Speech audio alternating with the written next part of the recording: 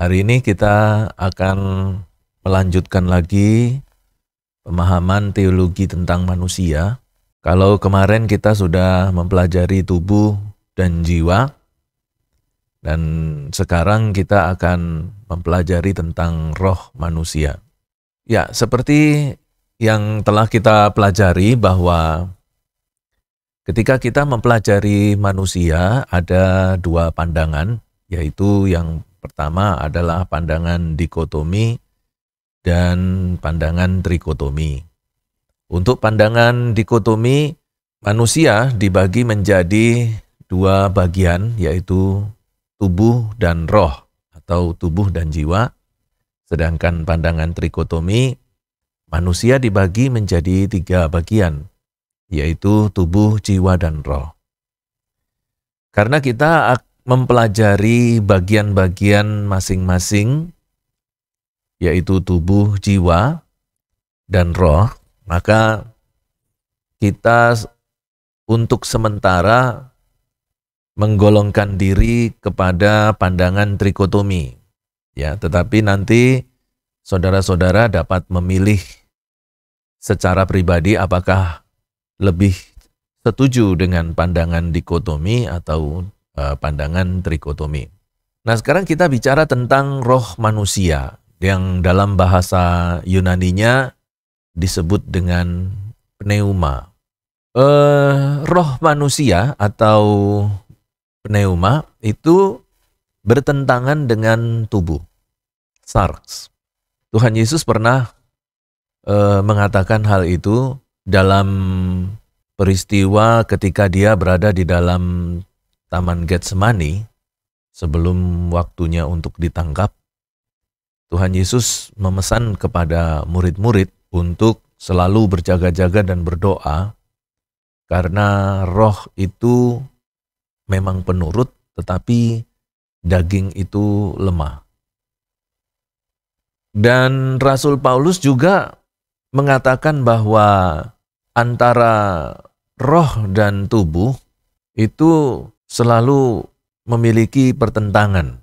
Kalau kita lihat di Roma pasal 8 ayat 6, karena keinginan daging adalah maut, tetapi keinginan roh adalah hidup.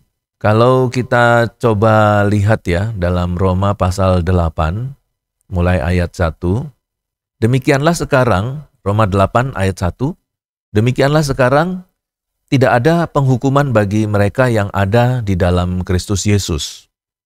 Roh yang memberi hidup telah memerdekakan kamu dalam Kristus dari hukum dosa dan hukum maut. Sebab apa yang tidak mungkin dilakukan hukum Taurat karena tak berdaya oleh daging telah dilakukan oleh Allah dengan jalan mengutus anaknya sendiri dalam daging, yang serupa dengan daging yang dikuasai dosa karena dosa. Ia telah menjatuhkan hukuman atas dosa di dalam daging, supaya tuntutan hukum Taurat digenapi dalam kita dan tidak hidup menurut daging tetapi menurut roh. Sebab mereka yang hidup menurut daging memikirkan hal-hal yang dari daging, mereka yang hidup menurut roh memikirkan hal-hal dari roh. Sebab mereka yang hidup menurut daging memikirkan hal-hal yang dari daging. Mereka yang hidup menurut roh memikirkan hal-hal yang dari roh. Karena keinginan daging adalah maut, tetapi keinginan roh adalah hidup dalam damai sejahtera. Ayat 7, sebab keinginan daging adalah perseteruan terhadap Allah. Karena ia tidak takluk kepada hukum Allah, hal ini memang tidak mungkin baginya. Mereka yang hidup dalam daging tidak mungkin berkenan kepada Allah. Tetapi kamu tidak hidup dalam daging melainkan dalam roh, jika memang roh Allah diam di dalam kamu.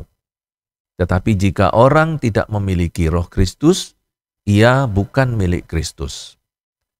Tetapi jika Kristus ada di dalam kamu, maka tubuh memang mati karena dosa, tetapi roh adalah kehidupan oleh karena kebenaran. Nah, baru di ayat yang ke-10 ini, roh ditulis dalam huruf kecil. Jadi, ini berbicara tentang roh manusia. Dan jika roh Dia yang telah membangkitkan Yesus dari antara orang mati diam di dalam kamu, maka Ia yang telah membangkitkan Kristus Yesus dari antara orang mati akan menghidupkan juga tubuhmu yang fana itu oleh roh-Nya yang diam di dalam kamu. Ya, jadi kita lihat di sini ada hubungan antara tubuh, jiwa, roh manusia, dan Roh Kudus. Kalau dalam konteks kekristenan, roh manusia ini telah didiami oleh Roh Kudus. Ini dalam konteks kekristenan ya, di mana seorang Kristen ini telah mengalami kelahiran baru dan pertobatan. Nah, rohnya itu berada atau didiami oleh Roh Kudus. Dan di ayat yang seperti yang dikatakan di ayat yang ke-10, tetapi jika Kristus ada di dalam kamu, maka tubuh memang mati karena dosa, tetapi roh adalah kehidupan oleh karena kebenaran. Jadi, Roh Kudus yang kemudian masuk dan mendiami atau menguasai roh kita, itu memiliki keterkaitan dengan jiwa, dan jiwa itu memiliki keterkaitan dengan tubuh. Jadi ketika roh seorang Kristen telah dibaharui oleh Roh Kudus, maka dampaknya bisa sampai kepada jiwa dan juga sampai kepada tubuhnya. Dan di ayat yang ke-11, di situ disebutkan bahwa maka Ia yang telah membangkitkan Kristus Yesus dari antara orang mati akan menghidupkan juga tubuhmu yang fana itu oleh roh-Nya yang diam di dalam kamu. Jadi ketika roh kita telah dijamah oleh Roh Kudus, maka itu juga akan berpengaruh kepada jiwa kita dan juga kepada tubuh yang fana. Bahkan di sini disebutkan akan menghidupkan juga tubuhmu yang fana itu oleh roh-Nya, ya, oleh Roh Kudus yang diam di dalam kamu. Jadi kita lihat di sini bahwa ketika kita bicara tentang roh manusia, maka kita juga akan berbicara tentang jiwa, karena roh itu harus terkait dengan jiwa. Dan jiwa, dia juga terkait dengan tubuh. Jadi tubuh terkait dengan jiwa, jiwa terkait dengan roh, dan roh manusia itu terkait oleh atau dikuasai, didiami oleh Roh Kudus. Jadi ketika seseorang itu mengalami dalam tanda petik pengurapan Roh Kudus, ya, di mana seseorang didiami, Roh Kudus masuk di dalam diri seseorang, dia bekerjanya di bidang roh manusianya. Tetapi karena roh ini memiliki keterkaitan dengan jiwa dan tubuh, maka dampak dari penguasaan Roh Kudus terhadap roh manusia itu terlihat sampai kepada jiwa dan juga kepada tubuh manusia. Kalau kita perhatikan bahwa apa yang disebutkan tentang roh manusia selalu bertentangan dengan tubuh. Kenapa? Karena roh manusia dalam tanda petik ya, manusia Kristen telah mengalami pemenuhan, dipenuhi oleh Roh Kudus. Karena dipenuhi oleh Roh Kudus, maka roh manusia ini berada pada ruang lingkup aktivitas Roh Kudus. Artinya bahwa semua yang ada di dalam roh manusia ini adalah semua yang benar, yang baik, yang sesuai dengan firman Tuhan. Sedangkan tubuh, ketika masih berada di dalam kehidupan jasmani selama masih di bumi, maka tubuh berada pada posisi yang berlawanan dengan roh. Karena tubuh selalu ingin dipuaskan keinginannya. Nah, keinginan tubuh yang selalu ingin dipuaskan ini seringkali atau biasanya adalah keinginan-keinginan yang bersifat dosa. Karena itu disebutkan bahwa roh manusia itu biasanya kalau dia sudah menjadi anak Tuhan selalu memiliki pertentangan dengan tubuhnya. Nah, berbeda dengan roh manusia yang belum dilahirkan baru, belum diselamatkan. Maka tubuhnya lebih mendominasi rohnya. Sehingga semua keinginan-keinginan yang ada di dalam rohnya itu sama seperti keinginan-keinginan yang muncul oleh karena nafsu kedagingan. Kemudian yang berikutnya tentang roh manusia itu terikat dengan jiwanya. Ya, ini ada saling keterikatan antara jiwa dan tubuh. Pembahasan ini kita sudah bahas di pertemuan yang lalu ya. Kemudian jiwa itu juga memiliki keterkaitan dengan rohnya. Nah, roh manusia itu memiliki keterkaitan dengan Roh Kudus.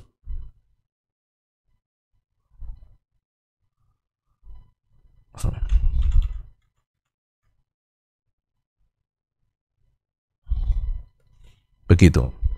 Nah, kalau saya membuat satu gambaran begini.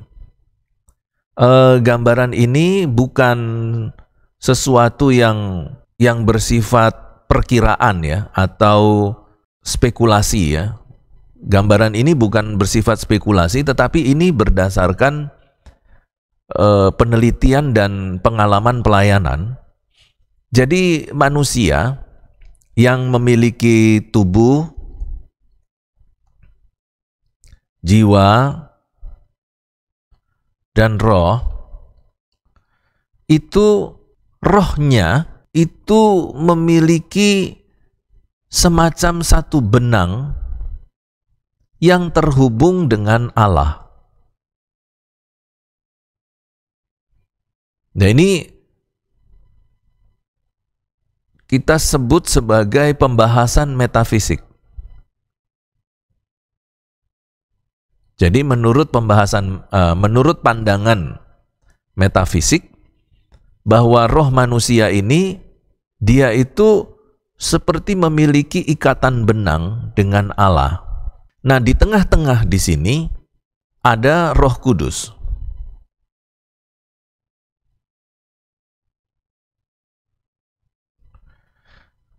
Berbeda konsepnya ketika seorang itu belum dimenangkan oleh atau belum diselamatkan, maka keadaannya berbeda. Jadi gambarnya ini adalah gambar orang yang sudah diselamatkan, dan saya sekarang memberikan gambaran untuk yang belum diselamatkan. Ya, untuk yang belum diselamatkan itu seperti ini.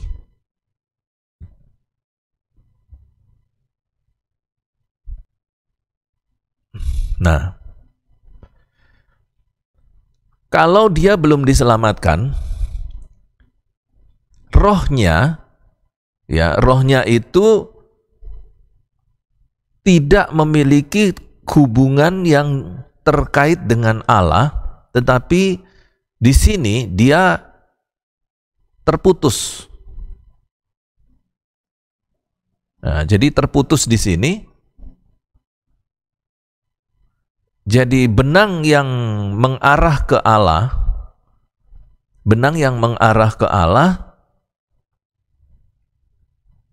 itu terpisah, lalu benang dari rohnya itu kemudian disambungkan dengan iblis.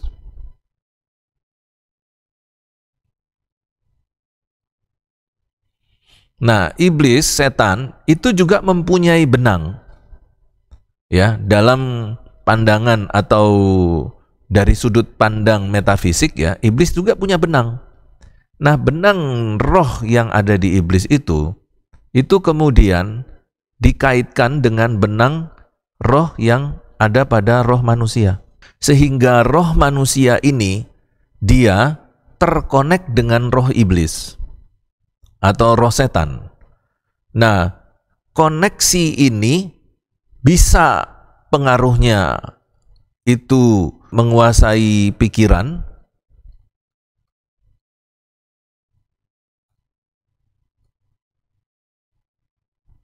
atau kita sebut juga sebagai menguasai jiwanya,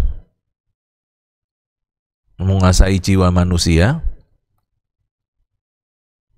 dan lebih parah lagi, dia menguasai tubuh juga.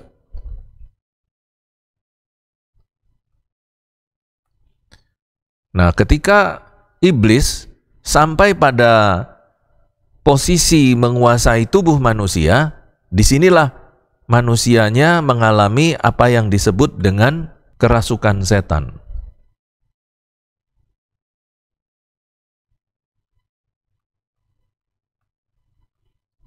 Tetapi kalau iblis ini belum sampai pada penguasaan tubuh, maka orang ini belum mengalami kerasukan setan, tetapi dia sudah dikuasai pikiran, perasaan, dan kehendaknya oleh iblis, oleh setan. Kenapa?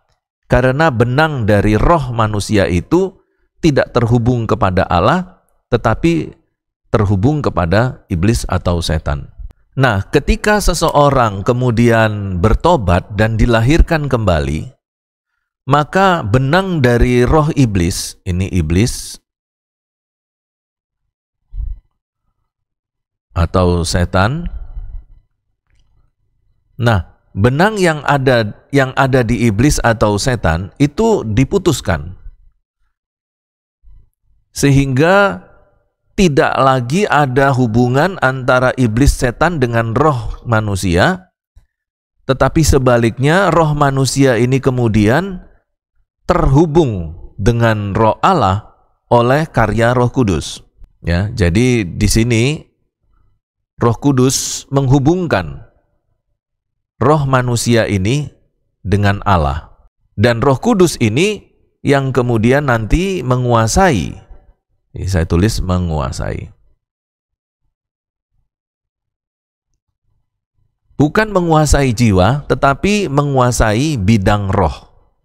Ya, menguasai roh manusia. Nah, nanti roh manusia dia memiliki keterkaitan dengan jiwa.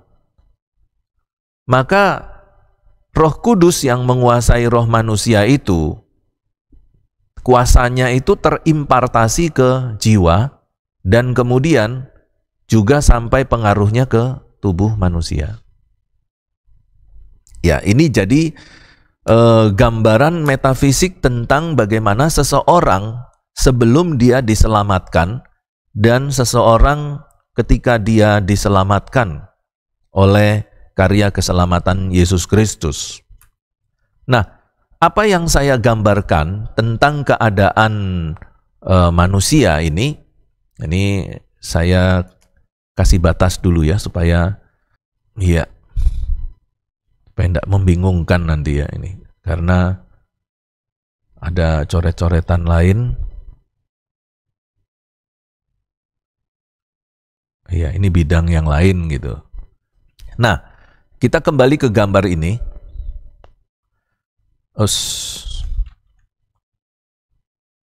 Ya, kita kembali ke gambar ini.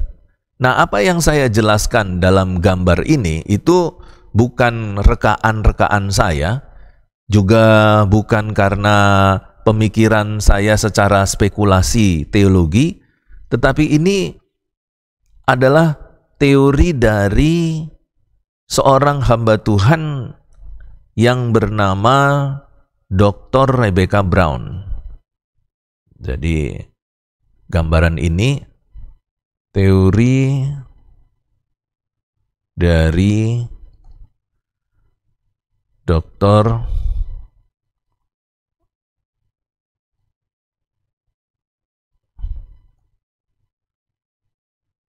Rebecca Brown. Nah, sedikit tentang Dr. Rebecca Brown. Dr. Rebecca Brown ini adalah seorang hamba Tuhan yang dalam pelayanannya itu dia terpanggil untuk menjangkau orang-orang Kristen Amerika yang sudah terikat dengan gereja setan. Nah, di dalam pelayanannya, Dr. Rebecca Brown ini dia melayani salah satu pendeta gereja setan yang pada akhirnya bertaubat. Nah, pendeta gereja setan ini dia memiliki kemampuan secara metafisik melihat dunia roh manusia. Ya. Jadi pendeta gereja setan ini yang dilayani oleh Rebecca Brown, dia memiliki kemampuan pada saat belum bertobat ya, pada waktu dia masih menjadi pendeta gereja setan, dia memiliki kemampuan melihat dunia roh. Dia bisa melihat jiwa seseorang, dia juga bisa melakukan proyeksi astral, dia juga bisa melepaskan jiwanya dari tubuhnya. Pokoknya segala kemampuan yang berkaitan dengan potensi jiwa itu dia bisa lakukan. Dan pendeta gereja setan yang bertobat ini yang dilayani oleh Dr. Rebecca Brown adalah pendeta utama. Jadi dia ini seorang perempuan yang di dalam gereja setan tersebut, pendeta ini telah menikah dengan Lucifer. Jadi kalau di dalam upacara-upacara Black Mass, itu adalah upacara utama ya, ibadah utama dari gereja setan, itu disebut dengan Black Mass. Pendeta perempuan ini, dia selalu didatangi dalam upacara itu ya, dia didatangi oleh Lucifer dalam bentuk seorang pria yang tampan, tetapi berbau belerang. Nah, pria ini, jadi kalau pria ini datang itu bau-bau api, bau belerang gitu, seperti itu ya kesaksiannya. Dan di atas altar penyembahan terhadap setan, pendeta gereja setan ini berhubungan seks dengan Lucifer yang sudah menampakkan dirinya dalam bentuk manusia laki-laki. Dan setan yang selalu muncul itu bukan dalam bentuk setan yang digambarkan oleh Hollywood ya, yang mengerikan ya. Sebaliknya, setan yang tampil itu selalu dalam bentuk rupa manusia yang sangat tampan sekali. Nah, Elaine ini dalam kemampuannya melihat dunia metafisik manusia, melihat jiwa dan roh manusia, Elaine ini melihat bahwa setiap roh orang itu, setiap roh orang Kristen itu dia terhubung dengan Allah, dengan satu benang itu. Dan kalau benang itu terputus, maka orang ini tidak lagi memiliki hubungan dengan Allah, tetapi benang yang ada pada rohnya ini, dia tersambung kepada iblis. Nah, itulah kemudian Dr. Rebecca Brown memberikan gambaran seperti ini untuk menjelaskan bagaimana proses dari kerja Roh Kudus di dalam diri seseorang, secara khusus di dalam roh seseorang. Nah, jadi kalau saya tegaskan sekali lagi, Roh Kudus lebih cenderung dia bekerja kepada roh manusia, bukan kepada jiwa manusia. Jiwa manusia pada hakikatnya dia didapatkan pada saat sel sperma dan sel telur bertemu. Tetapi untuk roh manusia, tidak didapatkan oleh karena bertemunya sel sperma dan sel telur. Tetapi roh manusia ini itu berasal dari Allah. Jadi, kalau saya melihat perbedaan antara jiwa dan roh dari segi sumber, jiwa itu muncul pada saat kehidupan ini ada, yaitu ketika sel sperma dan sel telur bertemu dalam satu konsepsi. Tapi kalau roh, sebelum sel sperma dan sel telur bertemu, roh sudah ada. Roh ini terletak entah di bagian mana dalam dunia Allah, dunianya Allah, dan nanti ketika satu makhluk yang secara jasmani itu sudah memiliki jiwa, maka Allah kemudian memberikan roh, menanamkan roh ke dalamnya. Jadi begini, perhatikan ya, roh ini saya gambarkan satu lingkaran, tapi kamu jangan berimajinasi seperti yang saya gambarkan ya. Ini adalah dunianya Allah.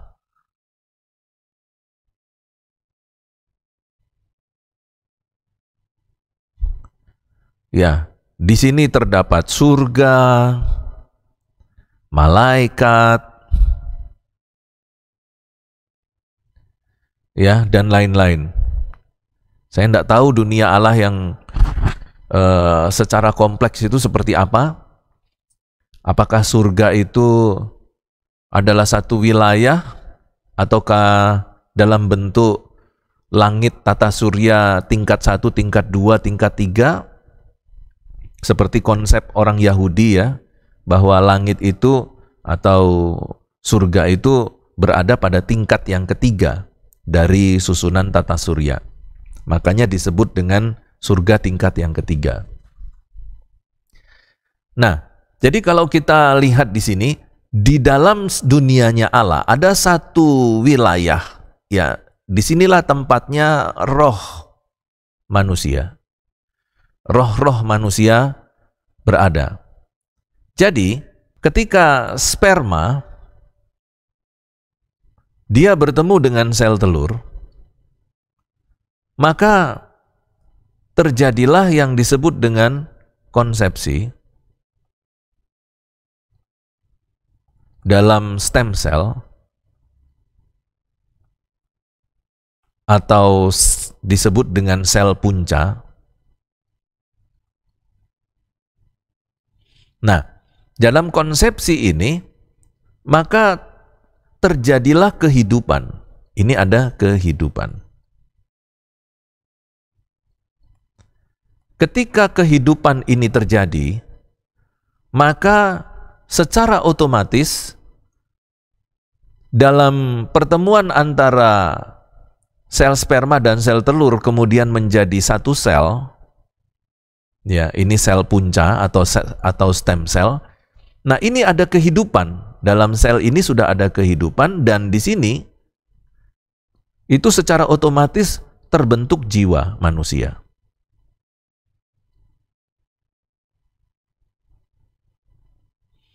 Nah, tetapi stem cell yang sudah terdapat jiwa ini belum memiliki roh. Roh itu ada pada Allah yang kemudian dikirim roh ini untuk masuk ke stem cell. Jadi ini saya kasih garis putih aja ya. Nah, jadi roh ini dikirim dari dunia Allah untuk masuk ke dalam sel tunggal yang sudah ada jiwa dan sudah ada jasmaninya, tubuh jasmani. Nah, ketika roh ini dikirim, maka manusia itu sudah terdiri dari jiwa, tubuh, ya, tubuhnya itu masih dalam bentuk sel tunggal, dan yang berikutnya adalah roh. Nah, Konsep ini kita bisa dapatkan dari pernyataan Allah di dalam Perjanjian Lama. Yeremia pasal 1 ayat yang kelima. Ya, dalam Yeremia pasal 1 ayat yang kelima disebutkan, "Sebelum aku membentuk engkau dalam rahim ibumu, aku telah mengenal engkau. Dan sebelum engkau keluar dari kandungan, aku telah menguduskan engkau. Aku telah menetapkan engkau menjadi nabi bagi bangsa-bangsa." Jadi perhatikan di sini bahwa dalam Yeremia 1 ayat 5, di situ disebutkan, kita kembali ke papan tulis ya. Ini saya tuliskan di sini, ini konsep dari Yeremia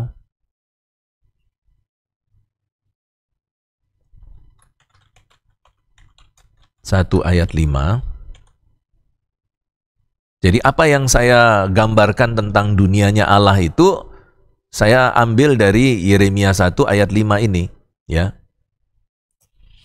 Jadi Allah itu sudah mengenal kita.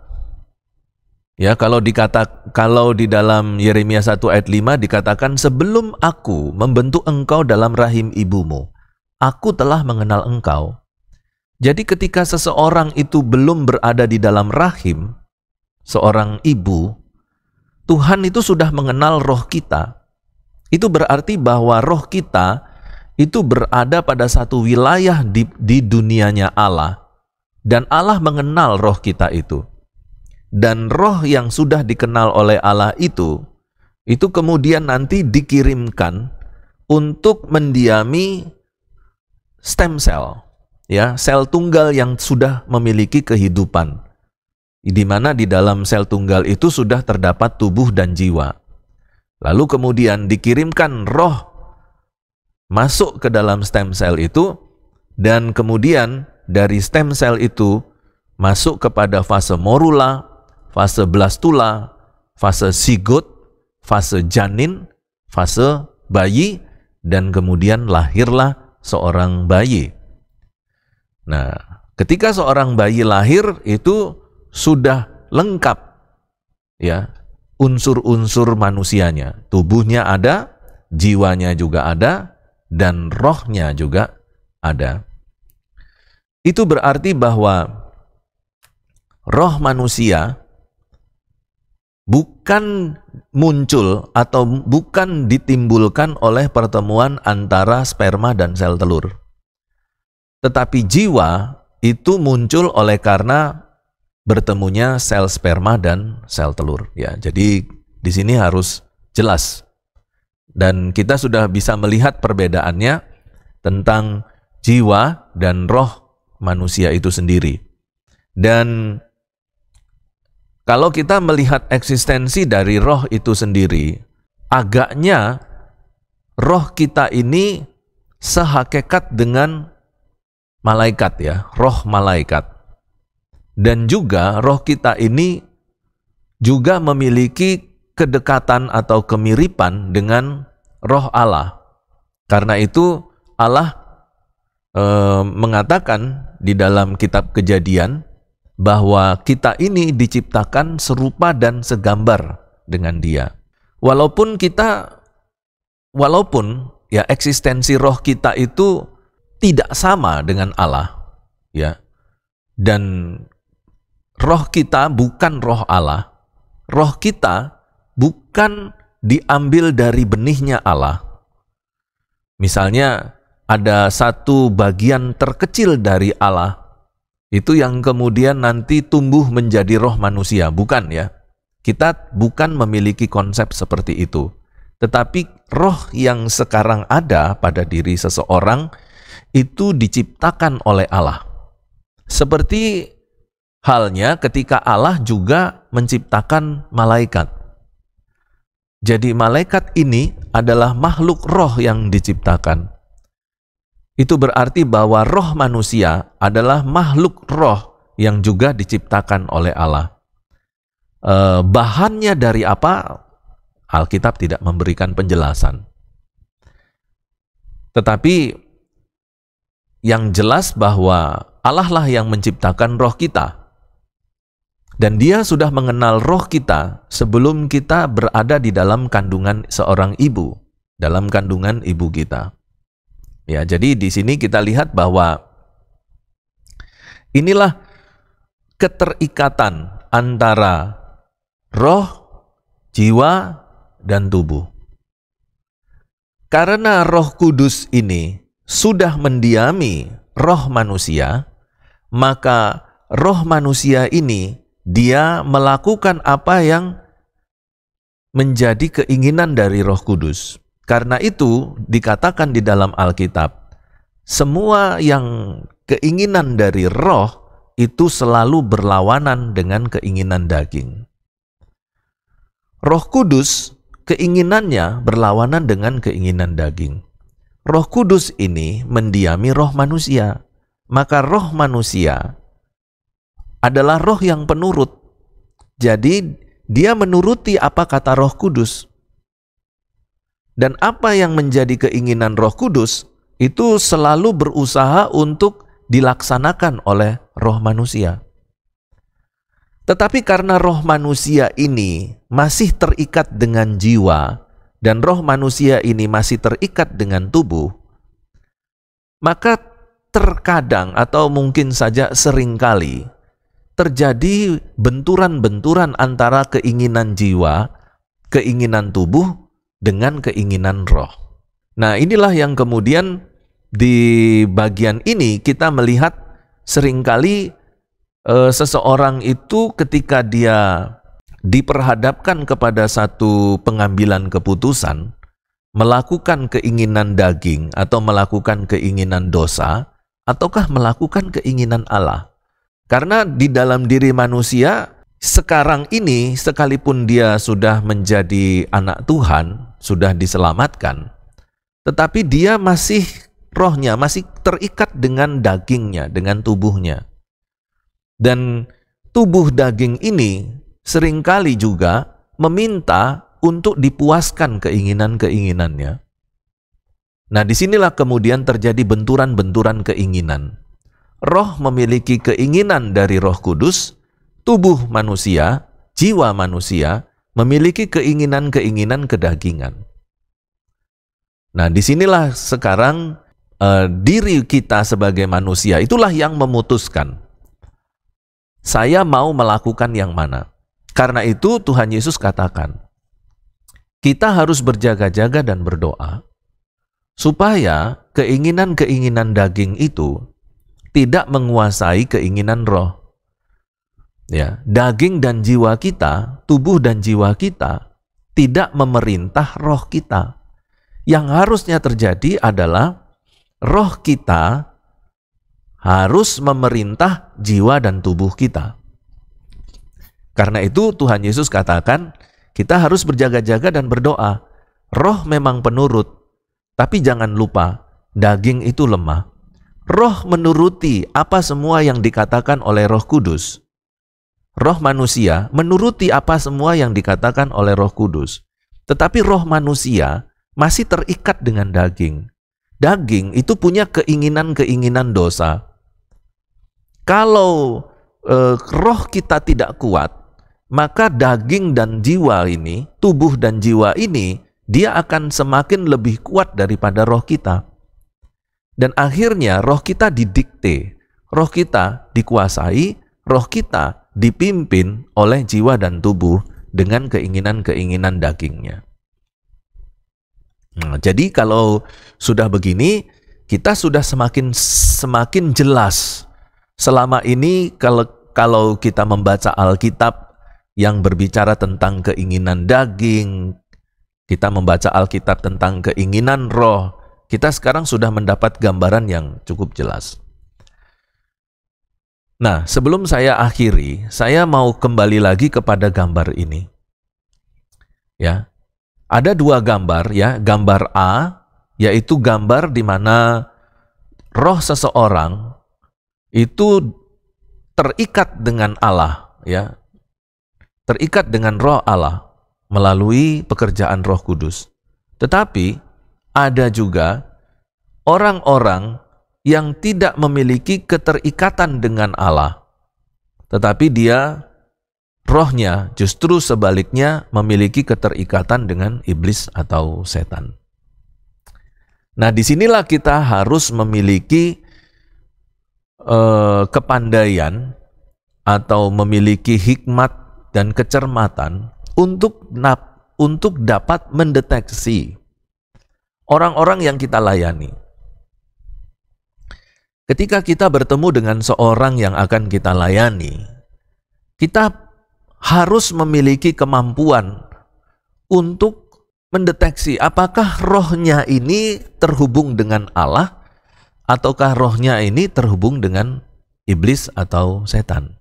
Nah, kalau kita melihat orang yang bukan di dalam Tuhan, bukan di dalam Kristus, kita sudah langsung dapat mendeteksi, dapat menilai rohnya tidak terhubung dengan Allah.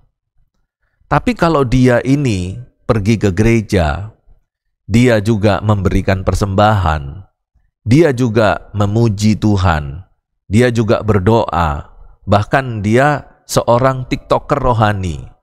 Ya, di TikToknya dia menyampaikan pesan-pesan rohani. Di YouTube-nya dia bikin konten-konten rohani. Ya, sekalipun salah-salah semua tafsirannya. Nah, yang golongan seperti inilah yang sulit untuk kita deteksi. Orang ini sudah Kristen, sudah melayani, rajin ke gereja, tapi rohnya apakah sudah terhubung dengan roh Allah ya? Jangan-jangan rohnya ini masih terhubung dengan iblis dan setan. Nah, lebih parah lagi, kalau orang ini adalah mahasiswa sekolah tinggi teologi. Dia orang Kristen. Dia sekolah di sekolah tinggi teologi. Calon pendeta, calon hamba Tuhan. Tapi pertanyaannya, apakah rohnya terhubung dengan roh Allah? Apakah sebaliknya, dia sekarang sudah menjadi mahasiswa teologi, tetapi rohnya belum terhubung dengan roh Allah. Sebaliknya terhubung dengan roh iblis dan setan. Apa bisa? Oh, sangat bisa. Sangat bisa sekali. Nah, setelah kita memiliki kemampuan untuk mendeteksi, salah satu dari kemampuan mendeteksi ini adalah karunia membedakan roh. Di dalam daftar karunia-karunia rohani, itu ada satu jenis karunia rohani yang disebut dengan karunia membedakan roh. Nah, dengan karunia membedakan roh ini, kita mampu mendeteksi seseorang. Oh, orang ini belum terkonek dengan Allah. Sekalipun dia calon hamba Tuhan. Sekalipun dia rajin ke gereja. Dia belum terkonek dengan Allah. Nah, kemudian setelah itu baru kita layani. Ya. Sampai kemudian dia membereskan hubungannya dengan Allah dan rohnya kemudian diperbaharui dan terkonek dengan Allah. Sebenarnya ini baru satu poin ya. Poin pertama dan poin kedua ya tentang roh manusia. Ini masih ada banyak sekali di bawah ini yang belum kita pelajari tentang roh manusia. Tapi dari sini saja kita sudah mendapatkan banyak hal yang membuat kita jadi memahami keberadaan roh kita dan bagaimana peran dari Roh Kudus di dalam kehidupan roh seseorang. Ya, sampai di sini apa ada pertanyaan? Nah, dari penjelasan ini kita sudah mendapatkan gambaran yang mungkin selama ini masih bingung ya, kita masih bingung. Sebenarnya roh itu seperti apa? Jiwa itu bagaimana? Apa sih bedanya ya? Tapi setelah kita kuliah ini, kita sekarang sudah menjadi tahu. Nah, nanti di dalam pertemuan yang berikutnya kita selesaikan tuntaskan tentang roh manusia.